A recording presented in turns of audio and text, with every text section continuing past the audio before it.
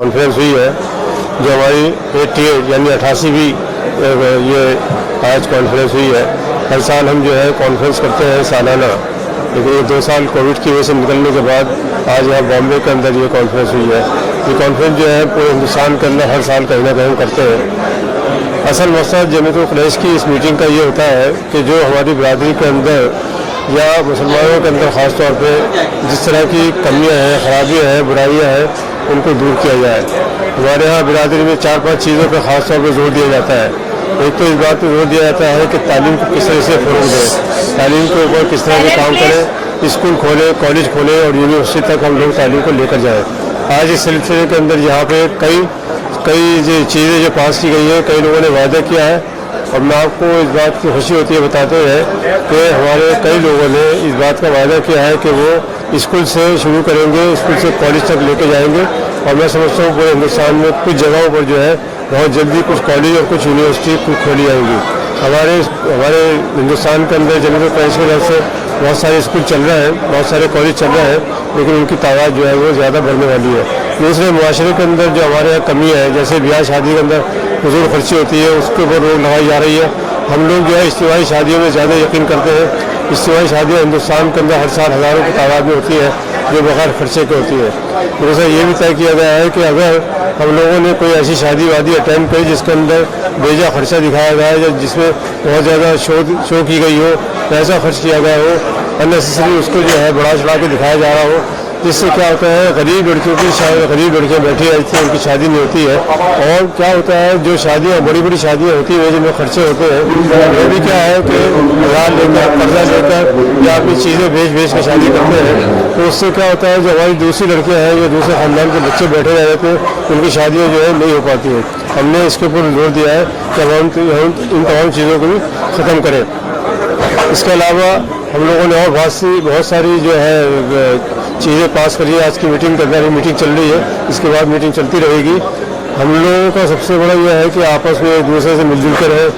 हमारे यहाँ कारोबारी मसाइल बहुत सारे आप जानते हैं, जैसे मीट वगैरह के कारोबार है, स्लॉटर हाउस के कारोबार है, ट्रांसपोर्ट के कारोबार है, वो ज़्यादा बिरादरी को इससे बहुत ज़्यादा नुकसान पहुँच रहा है।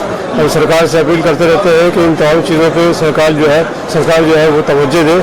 जहाँ पाबंदियाँ लगाई जा रही है उसको रोका जाए, क्योंकि एक इसके अंदर मुतासिबाना मैं समझता हूँ कि सरकार प्रेजुडिस है जो इस कारोबार के ऊपर ख़ास तौर पर नज़र रखती है और उसको सर पहुँचाने की कोशिश करती है। हम लोग इस ऊपर मेमोरेंडम तैयार कर रहे हैं, तो हम सूबाई हुकूमतों को देंगे और हम कोशिश भी करेंगे कि मरकज़ी सरकार को भी एक मेमोरेंडम इस सिलसिले में दिया जाए। और पूछे आने वाली इस मामले में जमीयतुल क़ुरैश को क्या तैयारियां करते हैं, जबकि गाड़ियां रोकी जाती है और बहुत से जगह पर से हादसा पेश आते हैं। और मामला ये चमड़े का भी लेकर के भी है, कितने मदारिस में चमड़े जो है वक़्त किए जाते थे और उनकी आमदनी बंद होती है। इस मामले में क्या पेशा आपने? देखिए ऐसा है, कारोबारी मसाइल अब चूँकि कोई भी बिजनेस करने के लिए सरकार से आपको लाइसेंस लेना पड़ता है, चाहे वो मीट का लाइसेंस हो, चाहे वो टनरी का लाइसेंस हो। अब सरकार के ऊपर हम मुनासिर है, क्योंकि हम लोगों को भी थोड़ी सी अपने अंदर सुधार लानी पड़ेगी, अपने कारोबार में सुधार लानी पड़ेगी, अपना ही ट्रांसपोर्ट सिस्टम बनाना चाहिए, अपने अच्छे स्लॉटर हाउस बनाने चाहिए, अपनी अच्छी टनरी बनानी चाहिए। क्योंकि पॉल्यूशन की सबसे बड़ी प्रॉब्लम है हिंदुस्तान के अंदर। हम पॉल्यूशन की तमाम रूल्स को भी ध्यान में रखें और बचने की कोशिश करें कि हम उसकी कोई वायलेशन ना करें। लेकिन हम अपने लेवल पर कोशिश कर रहे हैं कि जमात के अंदर इस तरह की स्कीम तैयार करें कि ताकि लोग जो है अपने कारोबार के साथ पूरा इंसाफ कर सकें और सरकार पे कम से कम मुनासिब हो। रेजोल्यूशन क्या पास हुआ है? अभी रेजोल्यूशन पास होंगे, जैसे मैंने बताया बहुत सारी चीज़ जो है पास हो गई है, लेकिन अब पूरा रेजोल्यूशन पूरी मीटिंग के बाद पास होगा। क्या चीज़ें हैं जिसके अंदर तालीम हो गई, तिजारत हो गई और इस तरह के कारोबार के अंदर जो मुश्किलात हैं उस पर हो गई, और हम लोग जो स्कूल कॉलेज वगैरह की बात कर रहे हैं उस पर हो गई, और इसके अलावा जो है शादियाँ जो इज्तिमाई शादी है उसके ऊपर हो गई, और जो बेजा शादियों पर खर्च होता है उसके ऊपर गुफ्तगू हो गई। अच्छा, एक बात ये बताइए कि BMC इलेक्शन आने वाले हैं और रियासती इलेक्शन भी आने वाले हैं, तो आप लोग यहाँ पे सरगर्म हो गए हो, महाराष्ट्र गवर्नमेंट को पॉलिसी बना रहे हो, जबकि मरकजी हुकूमत का मामला है कि वो स्लॉटिंग के तारीफ जो है वो इस कारोबार को ईज दे, इस कारोबार को जो है वो सहूलत दे। आप टीम है तो क्या कोशिश की गई? देखिए स्लॉट हाउस वगैरह जो है वो मरकजी एक्सपोर्ट के अंदर हाईकोर्ट पर भी दुखी है, नंबर 1 था। जोर से बोलोगे। बीफ एक्सपोर्ट के अंदर हिंदुस्तान जो था नंबर 1 पे था। अब इस वक्त क्या हालात है देश के अंदर? आप भी जानते हैं कि बीफ को लेके एक्सपोर्ट बढ़ा है, बीफ तो भी कम हुआ है। कम हुआ।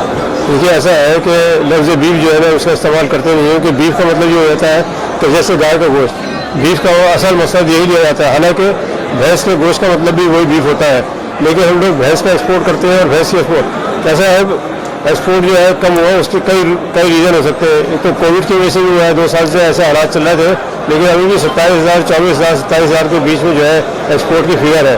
और मैं समझता हूँ कि इस साल के अंदर शायद वो फिगर बढ़ जाएगी। एक्सपोर्ट के ऊपर ज़्यादा दिक्कतें नहीं है, लेकिन फिर भी क्या है, लोकल ट्रांसपोर्ट, लोकल प्रॉब्लम जो है उसी वजह से एक्सपोर्ट पर असर पड़ता है। हमारे MP साहब जो है थोड़ी सी इस पर रोशनी डालेंगे। एक्सपोर्ट बढ़ा है कि कम हुआ है? ऐसा है, घटता रहता है, बढ़ता रहता है। अभी हाल क्या है मतलब? अभी थोड़ा सा कम हुआ है।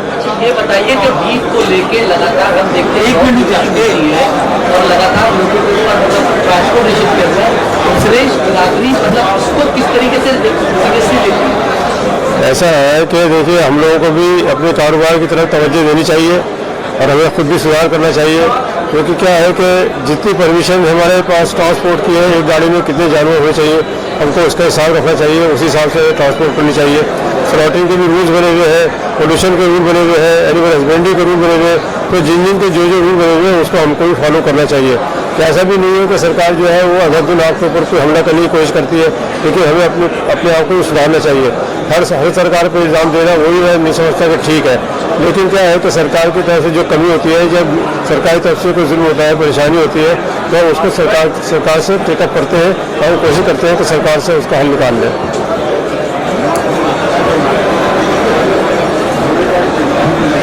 बकरीद को लेके उनसे बात करें। फजलुर रहमान साहब से बात करिए, हमारे मेंबर ऑफ पार्लियामेंट है। फजलुर रहमान कुरैशी। आप ग्राफ है एक्सपोर्ट का, वो क्या है, कम हुआ है कि ज़्यादा हुआ है? क्योंकि अभी देखा गया है कि बीफ की कंपनी जो है वो काफ़ी खुलती जा रही है एक्सपोर्ट। देखिए, सबसे पहले तो मैं अपने बारे में बता दूं, मेरा नाम हाजी फजलुर रहमान है, ज़िला सहारनपुर UP का रहने वाला हूं और इस वक्त मैं अपने सहारनपुर की नुमाइंदगी पार्लियामेंट के अंदर कर रहा हूं और चूँकि मेरा ताल्लुक़ कुरैश बिरादरी से है, उसी हैसियत से मैं यहाँ पर हाजिर हूँ। जहाँ तक आपके बीफ एक्सपोर्ट की बात है, तो इसमें एक तो मेरी रिक्वेस्ट है कि आप इसको बीफ एक्सपोर्ट ना कहें बल्कि बफलो मीट एक्सपोर्ट कहें, क्योंकि यहाँ बीफ एक्सपोर्ट्स का मतलब बदल जाता है। हालांकि बाहर की कंट्रीज़ में इसी को बीफ मीट कहते हैं, लेकिन हिंदुस्तान के परिप्रेक्ष्य में हमारा आपसे अनुरोध है, दरख्वास्त है कि आप यहाँ पर बफलो मीट एक्सपोर्ट की कहा करें तो ज़्यादा बेहतर हो। रही बात मीट एक्सपोर्ट के घटने की, वो वाक़तन घटा है। उसमें दोनों बातें कि पिछले 2 साल से तो इसलिए घटा है कि कोविड की मार यहाँ हमारे हिंदुस्तान में पड़ी है, लेकिन इससे हटकर उससे पहले से भी मीट एक्सपोर्ट घटने लगा। 14 के बाद मीट एक्सपोर्ट घटा है, 15-16 के बाद खास तौर से, और उसकी वजह है कि हमारी सरकार की पॉलिसीज़ बहुत ज़्यादा टाइट हो गई हैं। उसमें जो आज़ादी थी वो तकरीबन ख़त्म हो गई है, और फिर जब सरकार की इंटेंशन इस तरह की है कि इस मीट एक्सपोर्ट को मिनिमाइज़ किया जाए, तो फिर एडमिनिस्ट्रेशन के लोग भी वही रवैया अपना लेते हैं, और वो रवैया इस वक्त हम लोगों के आड़े आ रहा है।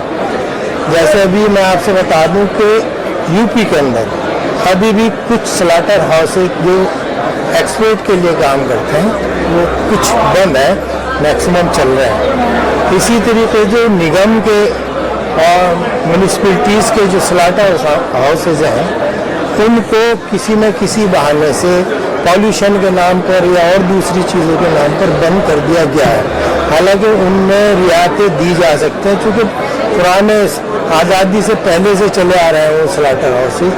लेकिन अफसोस की बात यह है कि कुछ हम लोगों में कमियाँ, कुछ सरकार की सख्तियाँ, उसकी वजह से आम लोगों को इस वक्त गोश्त, भैंस का गोश्त मिलने में परेशानी हो रही है। अब हम तो आपके माध्यम से ही कहना चाहेंगे कि सरकार इस तरफ संज्ञान लें और कुछ मदद सरकार करे, कुछ ढील देने का काम करे, तो मैं समझता हूँ फिर से लोगों के खाने की चीज़ है, एसेंशियल फूड है ये, तो उसको मिलने में आसानी हो जाएगी। अच्छा, एक मेरा सवाल ये है कि जिस तरह से मुल्क के हालात बिगड़ते जा रहे हैं और गवर्नमेंट की पॉलिसी जो है तब्दील होती जा रही है, तो क्या आपको लगता है कि मुस्तकबिल में जो है वो बीफ का एक्सपोर्ट मुकम्मल तौर पर बंद हो सकता है, क्योंकि ये समझ जो है वो अकीदे से जुड़ी हुई है जमात के सब? देखिए, हमारी ऐसी सोच नहीं है जिस तरह आप इशारा कर रहे हैं। ये नेचुरल चीज़ें हैं जो अपने वक्त के साथ साथ, जैसे पानी जब है ना वक्त के साथ साथ बहता है, इसी तरीके से ये बिजनेस है। बिजनेस कम हो सकता है लेकिन इसको रोका नहीं जा सकता। उसकी मजबूरी है सरकार की भी है, सरकार की बाहर की भी जो फॉरेन एक्सचेंज मिलता है, सरकार कोशिश करती है कि ज़्यादा से ज़्यादा फॉरेन एक्सचेंज हमारे पास है, तो उसमें ये मीट एक्सपोर्ट बहुत बड़ा रोल प्ले करता है। फूड ग्रेन्स के बाद सबसे बड़ा जो फॉरेन एक्सचेंज है वो मीट एक्सपोर्ट से आता है, एक बात। दूसरी बात, आज आप मना कर दें स्लॉटरिंग के लिए, तो क्या आप समझते हैं कि हिंदुस्तान के अंदर मिल्क उसी रेशो में मिला है जिसमें आज मिल रहा है, उसी क्वांटिटी में मिला है जिसमें आज मिला है? क्योंकि अगर आज रीसेल वैल्यू भैंस की बंद हो जाती है तो लोग, किसान लोग उसको पालना बंद कर देंगे और जाहिर सी बात है पूरी इकोनॉमी पे इस बात का फर्क पड़ेगा। इसलिए मजबूरी है कि चाहते हुए भी, वो ठीक है कुछ हमारी सरकारें इससे परहेज रखती हैं, लेकिन कभी कभी परहेज रखना इतना ज़रूरी भी नहीं होता जितना बिजनेस को कंटिन्यू करना। मिसाल के तौर पे शराब किसी भी मज़हब में, किसी सोसाइटी में अच्छी बात नहीं मानी जाती, लेकिन मजबूरियाँ सरकार को रिवेन्यू मिलता है तो इसलिए इसको कंटिन्यू किया हुआ है। ऐसे ही है कि अगर कोई चाहता है कि इसको बंद कर दें, ऐसा मुमकिन नहीं है। सालाना टर्नओवर कितना है बीफ एक्सपोर्ट का? देखिए, पिछले जो शायद 27-28 करोड़ का 27-28 हज़ार करोड़ रुपया हाँ हुआ है, लेकिन कम है। उससे पहले बहुत ज़्यादा हुए, एक मरहले पे तो तकरीबन 50,000 करोड़ रुपए का एक्सपोर्ट हुआ करता है। लेकिन उम्मीद करते हैं कि आहिस्ता आहिस्ता जैसे जैसे हमारी रिक्वायरमेंट बढ़ेगी, हम पे प्रेशर बढ़ेगा फॉरेन एक्सचेंज हासिल करने के लिए, ये सरकार भी अपनी पॉलिसी बदलेगी और इस बात का जैसे जैसे प्रेशर पड़ेगा कि किसान कैसे खुशहाल हो, उसकी बुनियाद पर भी हमारी पॉलिसी बदलने का काम हो सकता है। जी भी अपना नाम तारुफ बता दीजिए। मोहम्मद बशीर गुलाम कुरैशी, बॉम्बे यूनिट के सदर जबरदस्त कुरैश के। पिछले जब से बीजेपी हुकूमत जहाँ महाराष्ट्र में हुकूमत बनी, उसके बाद से ये बकरीद का सिलसिला और गाय वंश को बंद करने की वजह से बहुत परेशानी का सामना उठाना पड़ा और बहुत ज़्यादा दिक्कत हो रही। इसके पहले 2-3 साल पहले आप लोग हमारी मदद भी करे, हमें तमाम मिनिस्टर से जाके मिले। हमारी जो बकरी की गाड़ी है, हमारी जो बड़े की गाड़ी है, रास्ते पकड़ी जाती और नाजायज लोग पकड़ी गाड़ी को छीनते और पैसे लेते और गवर्नमेंट उनको सख्ती करती, जैसी जस्ती सख्ती करना चाहिए, ऐसी सख्ती नहीं करती। इसलिए जैसे मुसलमानों का कारोबार नहीं है, ये हज़ारों लाखों किसान भी इससे जुड़े हुए, हज़ारों लाखों गाड़ियाँ इसमें चलती है, हज़ारों लाखों गरीब मजदूर भी इसमें पेट भरते हैं। तो गवर्नमेंट को सोचना चाहिए। और ये खाली मुसलमान हमारे कुरैशी का मसला नहीं है, ये हमारे मजहब का मसला है। ये कुर्बानी जो है ये हमारे मजहब इस्लाम के अंदर है और हर मुसलमान का इससे ताल्लुक़ है और हर मुसलमान का इससे एक मोहब्बत है। डिमांड क्या है कुर्बानी के त्यौहार को लेकर? डिमांड जी हमारी डिमांड ये है कि रास्ते में जो हमारी गाड़ियाँ आती है, हमारे बाजार में जो माल बिकता है, तो किसी तरह से गवर्नमेंट को चाहिए कि किसी को परेशानी ना हो, किसी को दिक्कत ना हो और किसी को तकलीफ ना हो। और हम कानून के खिलाफ कोई काम नहीं करते, तो गवर्नमेंट को इसके पहले हमने कई बार आगा करे, कई मतलब लेटर दिए, कई मतलब उनको जाके बलात् करें। इंशाल्लाह अभी तो आपके माध्यम से आप ये बात को पहुँचा दो कि अभी बकरी के साथ भी चंद दिन में बकरी आने वाली और उसका सिलसिला चालू हो गया। और अगर ऐसी कोई परेशानी तकलीफ होगी तो उस पर हमको तकलीफ होगी और तमाम मुसलमान भाई को तकलीफ पहुँचेंगी। ये मजहब इस्लाम का अरकान है, जिसे हमारे रमजान, हमारी मुसलमान 2 ईद होती, ईद उल अज़हा और ईद उल फितर। ऐसे ईद उल अज़हा जो है हमारी कुर्बानी बोली जाती और ये आप इससे हुजूर पाक अलैहिस्सलाम ज़माने से पहले से हुजूर पाक सल्लल्लाहु अलैहि वसल्लम के ज़माने से ले आज तक चली और क़यामत तक चलती रहेंगी। तो आपके माध्यम से मेरी दरख्वास्त है आपसे कि हमारी आवाज़ हुकूमत तक पहुँचाएं आप और हमारे आप उसमें मदद करें। आप सब लोग का मैं शुक्रिया अदा करता हूँ। अस्सलाम वालेकुम। वाले शरीफ शास्त्री के ताल्लुक से मिलने वाले और इसके पहले भी हमने कई मतलब लेटर दे चुके थे। इसकी वजह बहुत सारी परेशानियाँ कम हो गई थी।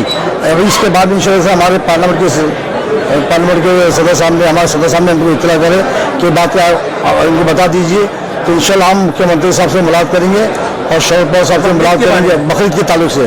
और बकरीद के ताल्लुक के बाद इंशाल्लाह अल्लाह ताला के जरिए से अभी 10 सालों के अंदर पशु जेल ने फैसला किए कि कितना माल आएगा इंशाल्लाह, और कितना माल आएगा उसकी हम भरपूर देखभाल करेंगे और कितना माल आएगा उसका इंशाल्लाह काटने परमिशन भी देंगे। ये हुकूमत की तरफ से ऐलान तो हो गया, लेकिन रास्ते के अंदर और गाड़ियों के अंदर कोई परेशानी आए और इसकी इत्तला हम गवर्नमेंट को जरूर देंगे, मुख्यमंत्री को जरूर देंगे इंशाल्लाह। अस्सलाम।